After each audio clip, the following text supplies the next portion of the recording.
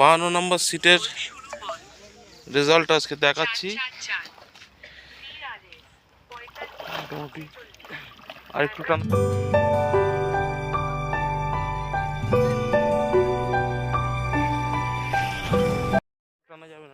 আপনারা ব্যাকে নেটের যে ভিডিওগুলি দেখছেন এটি কালীমাতা ফিশারি শ্মশান পুকুর। এই পুকুরে 2000 টাকায় 4টি করে ছিপ ফেলা যায়। মূলত বাদাম ফুলের টপি এই পুকুরে মাছ খাচ্ছে।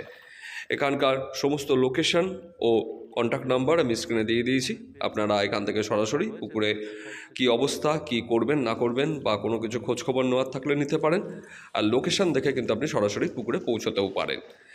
14ই ডিসেম্বর মোটামুটি মাছ খেয়েছিল, 20-22টির মতো সিট পুকুরে উপস্থিত ছিলেন। তবে আগামী বৃহস্পতিবার 18 তারিখ এই পুকুরে এই সেশনের শেষ পাস চলবে। এরপর পুকুরটি বন্ধ রাখা হবে। পুকুর ট্রিটমেন্ট করে তারপর পরবর্তী 1.5-2 মাসের মধ্যে আবার পরবর্তী পাস চালানো হবে, এরকমই কিন্তু খবর পেয়েছি।